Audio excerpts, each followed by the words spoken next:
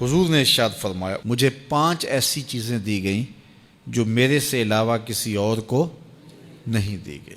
پہلی چیز، جب حضور کسی سے جہاد کے لیے نکلتے، مقابلے کے لیے نکلتے تو 1 مہینے کی مسافت پہ ہوتے تو دشمن پہ رعب پیدا ہو جاتا، تو یہ حضور کو شان دی گئی ہے۔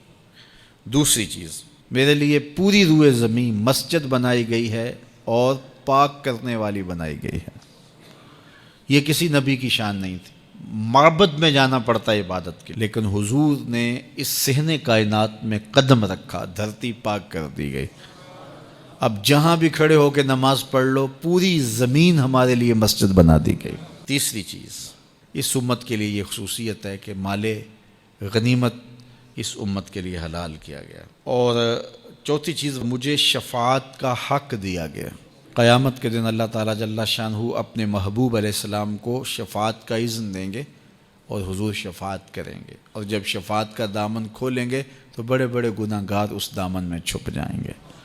اعلیٰ حضرت بولے پیش حق مجدہ شفاعت کا سناتے جائیں گے، آپ روتے جائیں گے ہم کو ہنساتے جائیں گے۔ وسعتیں دی ہیں خدا نے دامن محبوب کو، جرم کھلتے جائیں گے اور وہ چھپاتے جائیں گے۔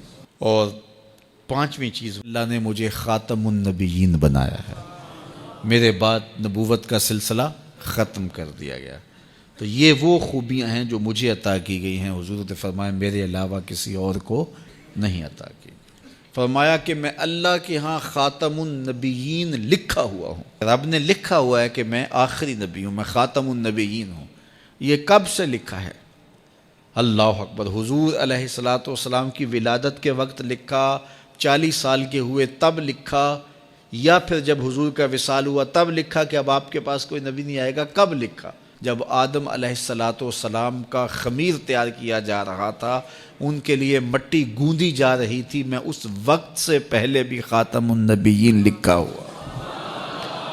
فرمایا میں پہلی باتیں تم کو سناؤں، دعوت ابراہیم، میں ابراہیم کی دعا ہوں اور حضرت عیسیٰ کی بشارت ہوں۔ انجیل برنباس کے اندر ہے کہ جب حضرت عیسیٰ نے کہا کہ لوگوں میرے بعد جو آنے والا ہے اس کا نام احمد ہوگا، تو بشارت دے رہے ہیں کھڑے ہو کے، تو ایک حواری نے کہا، 12 حواری تھے آپ کے، ایک حواری نے کہا جس کے قصیدے آپ بھی پڑھ رہے ہیں کیا وہ آپ سے بھی افضل ہوگا؟ تو سنو حضرت عیسیٰ نے کیا جواب دیا، تمہیں ٹھنڈ پڑ جائے گی۔ حضرت عیسیٰ علیہ السلام نے کہا افضل ہونے کی بات پوچھتے ہو، وہ تو اتنی عظمتوں کا حامل ہے، اگر اس کے نالین کے تسمے کھولنے کی سعادت ابن مریم کو مل جائے تو یہ بھی مقدر کی بات ہے، وہ اتنی فضیلتوں کا حامل ہے۔ اگر اس کے نالین کے تسمے کھولنے کی سعادت مجھے مل جائے تو میں مقدر والا سمجھوں گا اپنے آپ کو، اتنی عظمتوں کا حامل ہوگا۔ اللہ اکبر، کہا میں وہ ہوں، حضور بیان فرما رہے ہیں۔ اللہ اکبر، یار جب حسن خود ناز پہ آ جائے تو پھر تو اس کے انداز تکلم نرالے ہوں گے نا۔ تو کہا میں ابراہیم کی دعا ہوں، میں عیسیٰ کی بشارت ہوں۔ اگلی بات حضور نے کیا ارشاد فرمائی، جب میری ماں نے مجھے جنم دیا تھا تو میری ماں نے ایک خواب دیکھا تھا، فرمایا میں اس خواب کی تعبیر ہوں۔ اور فرمایا اللہ کے ہاں میں اس وقت بھی خاتم النبیین لکھا ہوا تھا جب حضرت آدم کا خمیر ابھی تیار ہو رہا تھا۔